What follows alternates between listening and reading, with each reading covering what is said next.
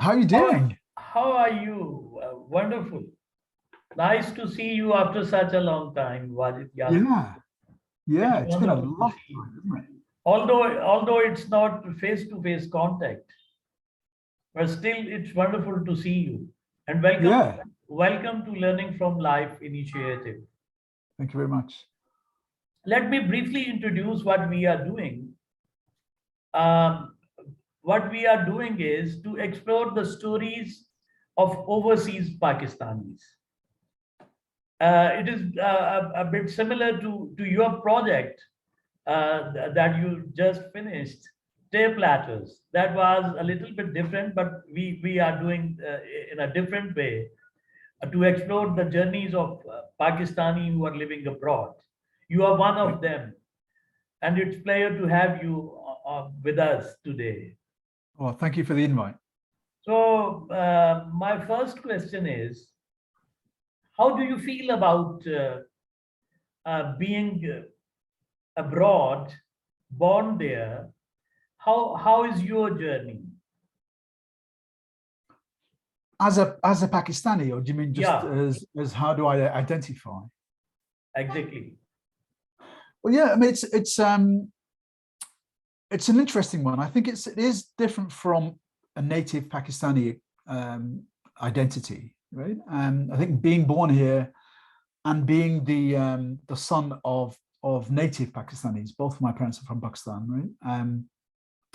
I don't think they could have actually predicted that their son's first language wouldn't be the same language as their own.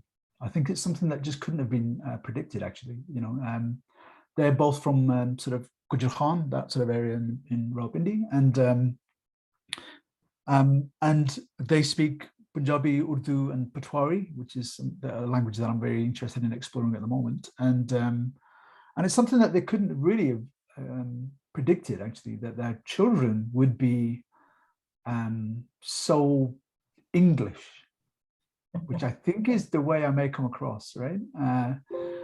And in fact, and actually have a very strong identification with Europe wide, the landmass, in terms of its philosophies and its thinking and its creative culture, which is what I'm fundamentally. I'm an artist first and foremost. Um, so yeah, it's an interesting thing of having really been born here and then struggling with this identity. Actually, early on, we lived in. Sorry, let me just turn off all these notifications. Okay. We lived in a community where there were many Pakistanis that first arrived from Pakistan to England, and so there were lots of desi shops, they'd sell ums, and mangoes, which were really rare to find in England at the time. But these shopkeepers, they knew they had to service the local community, and so we had Pakistani shopkeepers, Pakistani hairdressers. It was really felt like a little Pakistan, in the place where I lived in, which was in Manchester at the time. And so we were in that sort of quite a poor working class environment, in England, and we sort of grew up with this idea that we were Pakistani, and then there was an English way of doing things. So we got an English school, and then you come home, and then you go to masjid, and you learn Urdu and you learn Arabic, um, and um, and so these kind of worlds were parallel. They ran in parallel, right? We knew how to switch between one and the other, and in fact we had to. And of course, there are many instances where there are conflicts between these things. They are diametrically opposed. They don't sit comfortably each other, right? And so what I found with my friends, at least, was that they struggled with this thing of are we Pakistani, or are we British? Like what actually are we? And it's taken everybody a different path. I think I think everyone's had their own route to try and figure this thing out. And my own personal reconciliation is that I am a new thing. I am a product of both of these things, and that these things flow in me, and the values that are ascribed from Pakistani culture, and actually in older Indian culture, and what is English culture, which is different from a Scottish culture, different from a Welsh culture, an Irish one. These things flow simultaneously with me, you know. Okay. What values, can you point out the values you have inherited from Indian culture? You are saying Indian culture or Pakistani culture. What are those Yeah. values? Well, for one thing, obviously the something around the familial dynamics are very important. Obviously, the brotherly system, the idea that that you look after the sort of your family, the extended family, and that it's very important to have these strong ties about family.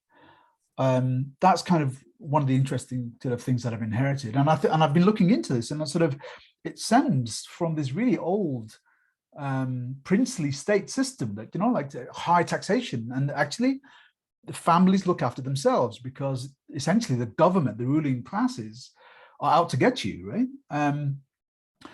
And so knowing who your relatives were was vital, but for me it was lost. I was never able to hang on to our familial relationships. I could never really understand, this is your extended cousin, or this is your auntie or uncle in this kind of way. It was entirely baffling to me. So one of the things, actually we realized through the oral history project, the tape lectures project I was working on, was how familiar my experience was, which was that, we'd be asked to say hello to some auntie or uncle in Pakistan, and on these cassette tapes. And all we could say was, Assalamu alaikum auntie, Assalamu alaikum uncle, and that's kind of it, right? That's the extent of it.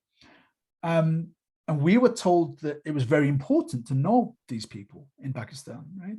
But to me, they were faceless, they were voiceless. I had no understanding about how I was related to them. And so my relationship to them became tenuous, in some way. Nevertheless, it was still an important thing to understand, that family matters, right? And so that thing of familial care and essentially understanding that it can actually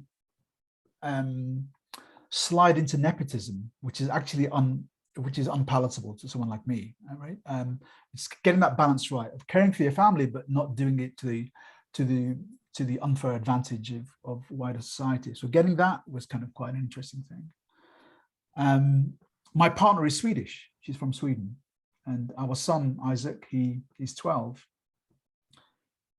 It's interesting actually how this value of caring for family and what it means has been transferred.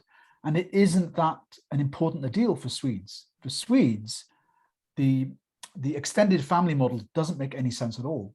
For them, it's very much about the nuclear family model, which is that, okay, you create very high levels of independence in children.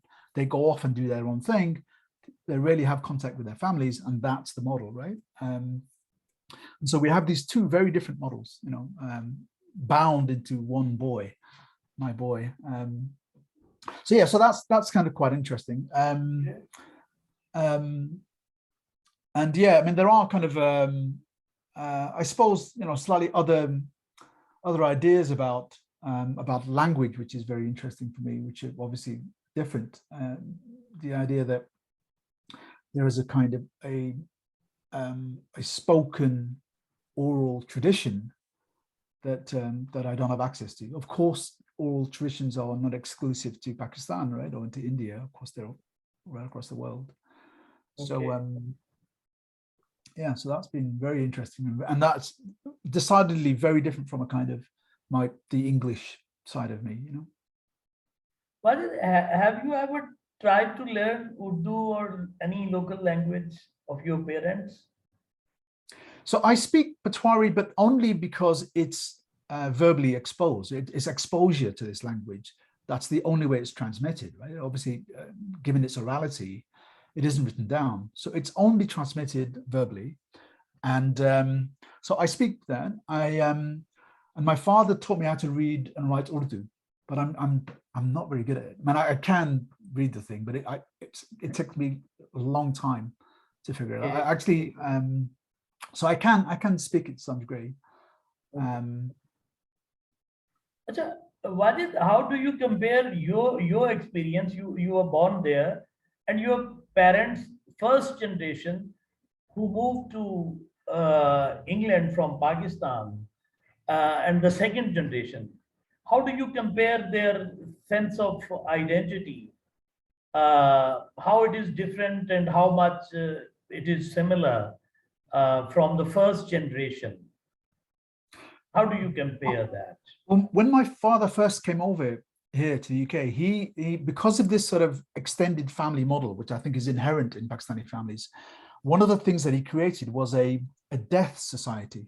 I think these are kind of fairly common in Pakistan, right? Where everybody contributes this one pool of money and essentially makes sure that, you know, everybody who contributes, that any family member who dies is taken, you know, care of, right? In terms of their funeral expenses. So he set up one of these for our extended family, and he sadly died 20 years ago, right? So he's buried in Pakistan. So, you know, we made arrangements for him to be buried there, and that was his wish, right? To be buried there, because he, you know, he'd been here for what, 40, 50 years, if, you know, at least, but still identified strongly as a Pakistani. His heart was there, still there, even though he'd spent all this time, that all of his children were sort of, you know, pretty much born here and educated here and worked here and everything. He was still a Pakistani. And that's how my mum sees herself. She's still alive. And she's very much a Pakistani, right? And the original idea was that she would also be buried in Pakistan, but she's since changed her mind. And there are now, in sort of church grounds here in England, special locations that are put aside for, you know, Muslim families, and they have kind of Islamic burials here, right? So the kind of religious identity of Pakistanis has been sort of incorporated and embraced by you know, wider society here.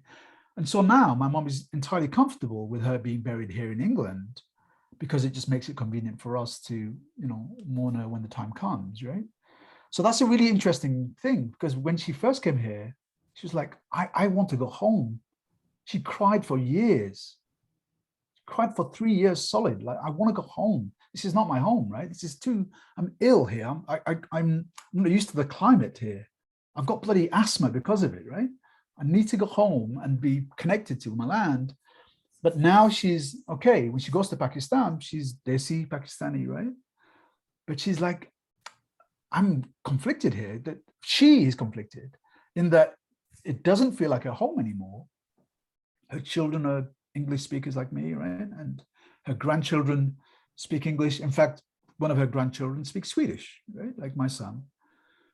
And so she now feels like, even though she's Pakistani at heart, there's a practical reality of the house she's in, the kind of architecture that she's surrounded by, and the physical landscape that she's surrounded by, and the practicalities of being here, right? So yeah, so she's going to be buried here, and so that's kind of interesting to see that in that generation where they're kind of tussling. People like me were, you know, I think the struggles with identity was markedly different from theirs, in that they are clearly Pakistanis, right? And we are not Pakistanis, actually. You know, I don't identify as a Pakistani. I have Pakistani heritage, and I'm British Pakistani, right? Right. And I think that's a new kind of identity. So yeah, and I think the generation after us, the millennials, you know, the kids, they're entirely a new thing altogether. Wajid, you are an artist, and you got very good observation of society and the phenomena around. I want to ask you a bit philosophically question. Whether the very question of identity, is it important at all? Do we essentially need to identify ourselves that we are Pakistani or British or whatever? Is it essential? Well, I think identities are porous, right? I think identities, they can go along national lines, of course, right? And of course, we think about Pakistan and India, for example, and Bangladesh, right? I mean, these are land masses where you've got incredible diversity of people in there. One landmass that was then cut, and then a kind of a linguistic and a kind of religious expression that's just manifest in different ways. And it's been, what, 75 years now since partition happened, right? So you can kind of see how political lines force people to essentially go on one side or the other. And I'm a sort of firm believer of openness. That's openness in all sorts of ways. That's openness with regards to national identities, linguistic identities, sexual orientation. I mean, all sorts of different ways of thinking about what makes us whole and complete. And I live in London, and London is one of the most diverse cities in the world in all sorts of ways, in terms of ethnicity and many able-bodied, diversities. And in fact, the newest form, or the most sort of interesting form of what constitutes otherness, is neurodiversity, right? So my brother and myself, for example, we're born a year apart, come from exactly the same background in all sorts of ways. We are very, very different indeed. And these are essentially, there are neurological ways of defining these identities now, right? So I think identities are important only on the back of the kind of values that can be ascribed from these things, and then how they can be reformed. So I'm not a conservative, right? What I'm into doing is taking something, transforming it, and essentially removing some of the things that may be distasteful, right? And because not everything is worth carrying forward, but there are some things that are definitely worth mining and actually uncovering and bringing to the present, right?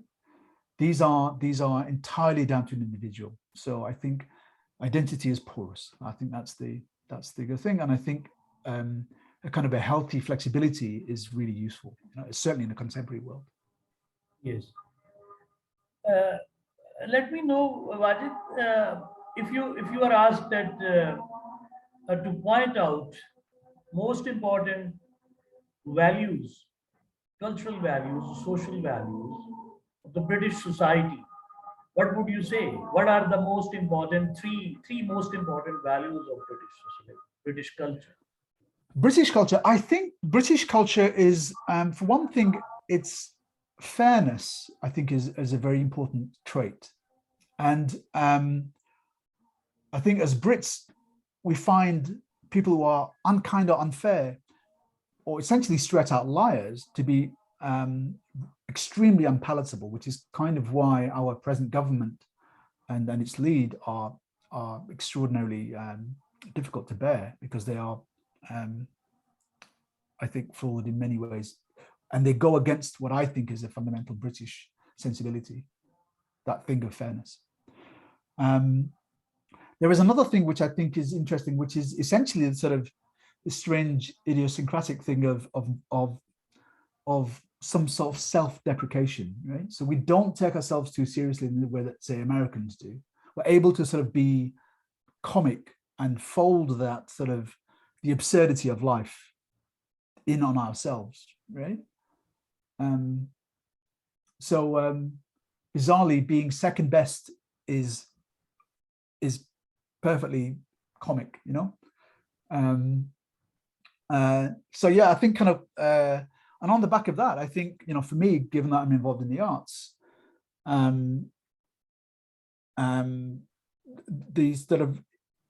extraordinary creative culture that comes out of this island. Now, obviously, we can say that it's resource rich because of the sort of its colonial past, and I'm a product of that as well. Obviously, we can't, it's the elephant in the room. We can't get away from the fact of the British presence in the world for so long, and the extraordinary savagery that was involved in the colonial program. But yeah, I think that there are a few of the kind of traits of Britishness, is this kind of self-deprecating thing and fairness. Well, how do you look at Pakistani culture? Again, three values you are able to identify from your observation of the interaction with Pakistani society. Right. Well, I've been to Pakistan about 6 times now, right? And it every time it confuses the hell out of me. it just the way things, I find it really difficult to navigate in Pakistan, actually. Like, so so things like sort of, even things like timekeeping, where people are not sort of on time. The idea that, you know, you say a certain time and then you meet maybe an hour or 2 or 3 hours later, just, I find it really confusing, and I don't really know the inherent sort of code that's understood, right? So I think there's a kind of unspoken context that's understood and shared between Pakistanis about how that's done, which I'm not privy to, right? So that's, I find how do you feel about my joining at the exact time we decided?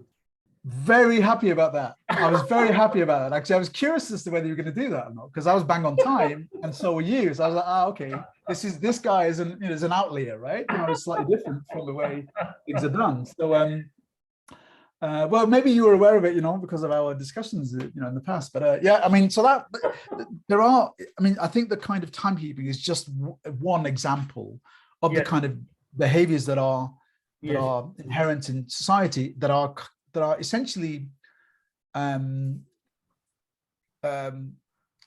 sort of hidden in some way. They're just sort of contextualized in a different kind of way. They're not made explicit, they're implicit, right? Exactly.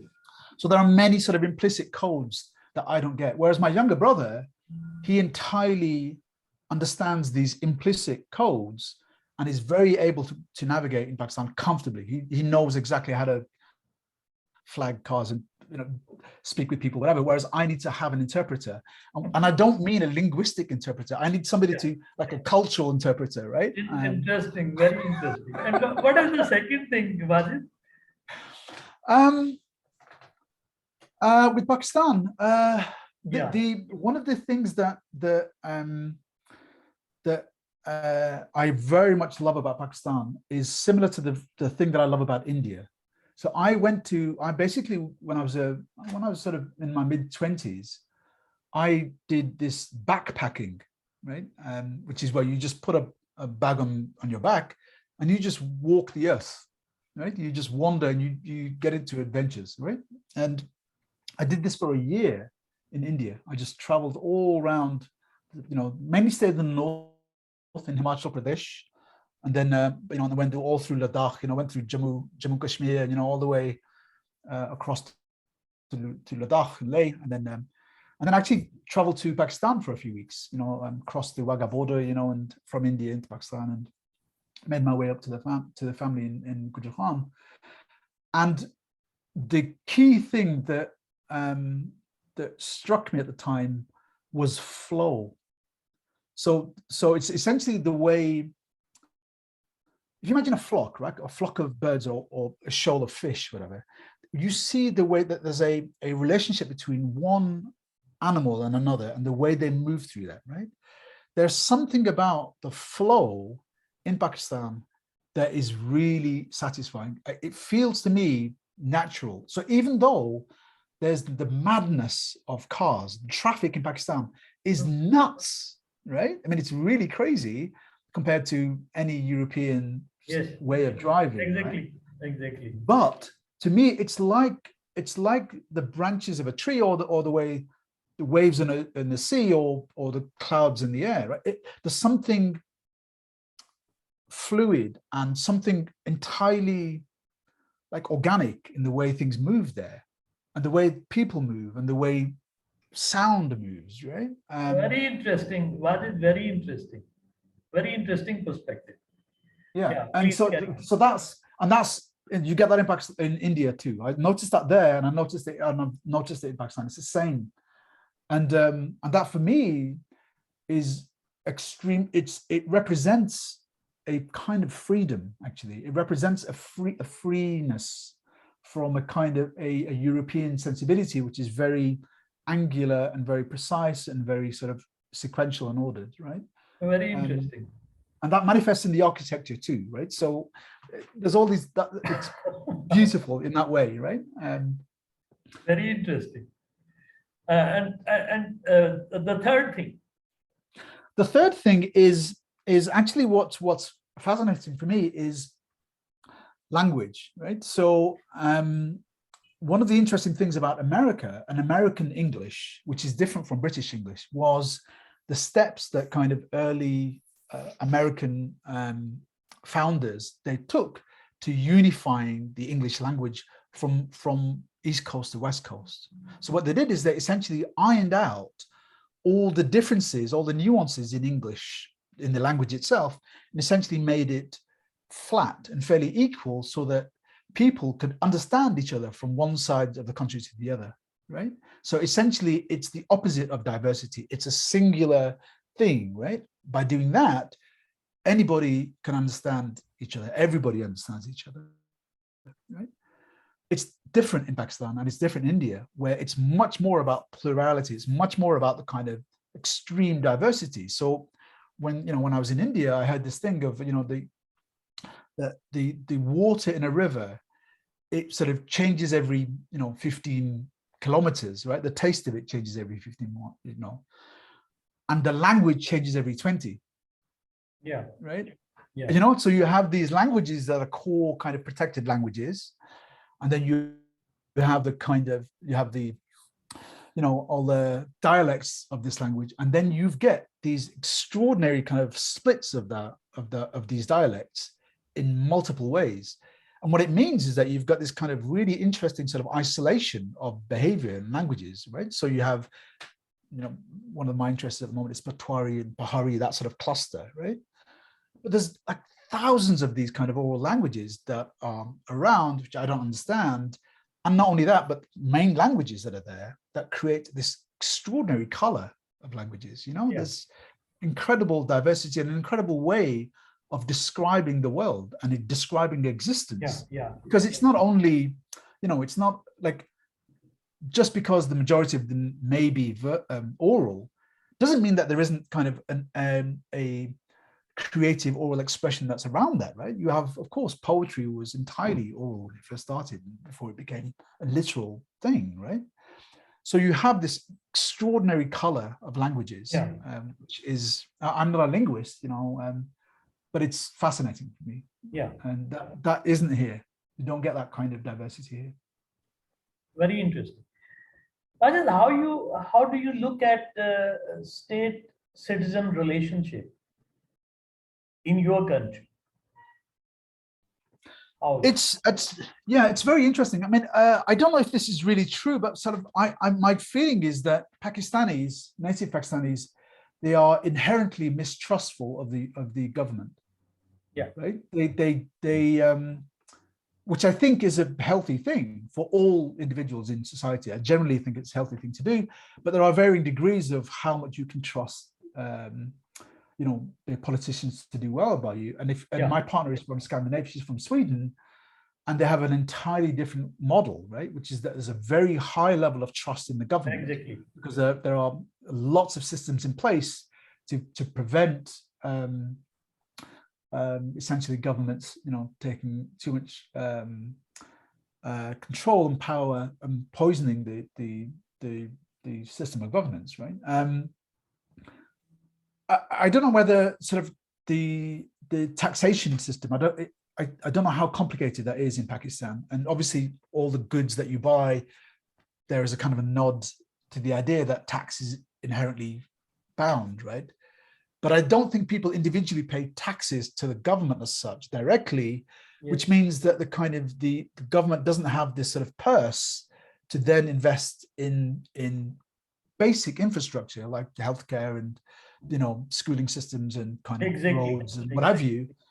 And so it needs kind of other systems in place to get that money to come through. And then you have all this kind of really, like I say, I'm not a politician. I don't really know really how it is, but my feeling is that that there are much more sort of complicated pathways to just getting a bloody road made. It's just not easy. You have to go through all these kind of odd bureaucratic sort of routes, and lots of this kind of behind the scenes, behind the doors kind of practice. Whereas for the most part in England, we pay our taxes. In some instances, we pay with gritted teeth, especially when you've got a government which basically misspends that, right? So in my estimation, that we shouldn't spend anywhere near as much money on nuclear weapons, for example, and far more into education, right? Nevertheless, I pay the same tax as everybody else does in my tax bracket, and with the idea that we contribute to society generally, right? And in the UK, we have the National Health Service, right, which is free at the point of access, which means that anybody can have free healthcare, and you pay through your taxes. You don't pay directly, you pay indirectly, right? So I think these are very clear differences in terms of how the individual sort of sees society, and that may be down to the brotherhood system is a kind of an example of that. It's we mistrust the princely states because they are essentially greedy, right? And so it's a very different thing, and what it means is that individuals like me can sometimes have the good fortune to have essentially pathways that have been set up by the governments to support people, to bring them up generally. The idea that we collectively all work towards the same thing, which is generally improving life for everybody, right? And so my intention in the world is to improve things via art. Art is for me the most powerful method I can personally deploy. So that's my I'm fortunate enough to be able to. Well, towards the end, just a few questions, and before conclusion, I would like to know about your contemporary current pursuits. What kind of work you are doing right now? Okay. So I used to be a music producer 20 years ago, right? So I essentially made music and released albums, and I toured around the world. I was very fortunate to go to about 25 countries around the world. Very lucky to go through Europe, Australia, New Zealand, Singapore, Malaysia, France, Italy, Belgium, wherever, touring everywhere. And so that opened up my eyes to an incredible diversity of culture, and values and ideas. And of course, what it did is it highlighted my own prejudices. We all have them. We all have blind spots, right? And so being exposed to these different values is a really excellent way of essentially facing your own sometimes conscious, sometimes unconscious prejudices, right? And so on the back of that, I got about 10 years ago, I actually don't have a like yourself, I'm very envious of you in that you've had a kind of formal path to education. I've had a very informal path to education. I've kind of I'm a quite an unusual guy in that I left school with very little credit to my name, and managed to leap into sort of education later on in life. Sorry for interruption. Would you like to tell why did you left school? Was there any particular reason? Well, actually, what happened is I finished school, regular school, which was up to the age of 16, and started college. So I was about 17 or so, and part of the college sort of experience was essentially work experience. Okay. So there was a program which essentially allowed you to get experience in the world of working in an office. Okay.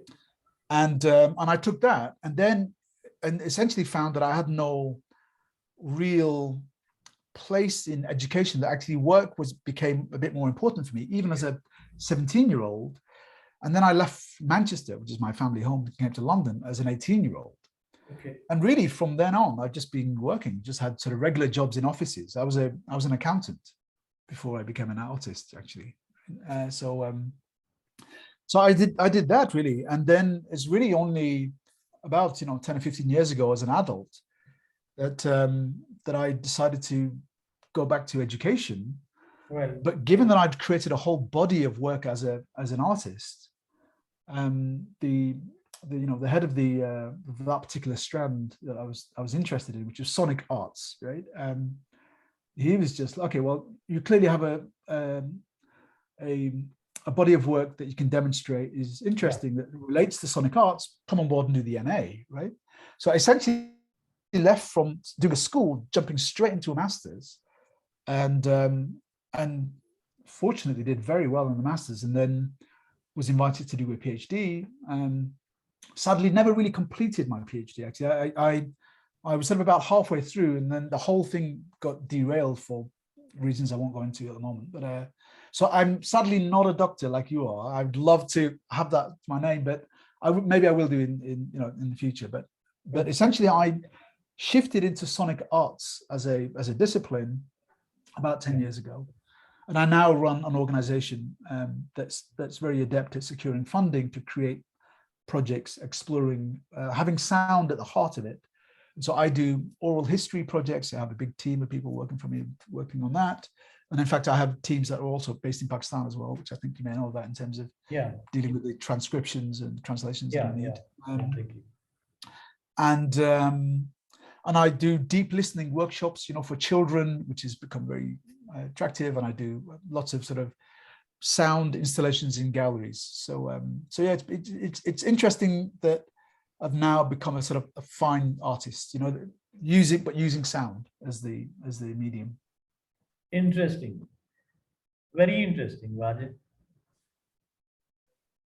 Now, I would like to ask you, if you are going to write a book on yourself, an autobiography, or you are going to make a film on your life, what would be the title? I think the title would be Noise. Wow. Noise. Well, how do you define music? You are an artist. I just got the idea that I should ask this question from you. How do you define music? What is music? Okay, so that's a very interesting question, I think, right? Music, for the most part, for the general public, is sounds that have been that are generated and created by instruments. And instruments, they are diverse, according to nationality, right? So the native instruments that are in Sweden are different from the instruments that are in Pakistan, right? And but fundamentally, I think people understand that it's organized sound, which essentially is generated by the playing of instruments, either that's as an individual or in a group context. And the very highest level of that complication are, in my mind, classical compositions, whether that's Indian or whether that's Eastern or Western. Either way, but the sort of classical music is the kind of the most complex version of organized sound, right? But essentially, music is generated by instruments, and what we understand instruments to be is, for the vast majority of people, they're things like sitars, sarangis, tablas, drums, guitars, basses, oboes, cellos, whatever, right? Yes. My idea is that these things are just objects, and in fact, if we wanted to consider it, this could very well be an instrument, given that it creates a tone. We have attuned instruments, right? And if you've got the kara, the water bowl. Yeah. Essentially, it's just a container of water, but as a rural instrument, it's used in all sorts of interesting ways, right? So what it means that logically from that is that anything can be an instrument, and then logically, if you extrapolate from that, all sound can be music. Everything. Cars, coughing, any sound that the body makes that's not singing, traditionally part of that, anything can be considered musical if you deploy that overlay, if you suddenly attune yourself to that thinking. So all you need to do is to close your eyes and consider every single sound in your environment as a composition. If you think of that, then you have another access to what is music, right? Suddenly then the world is extraordinarily symphonic, Very, very interesting. Wonderful. Thank you very much, Wajid Yaseen. It was wonderful talking to you after a long time. You talked very thoughtfully, as it was I was expecting the same from you, and you are in good health. It's great. Stay blessed. We And are in yourself. touch, and we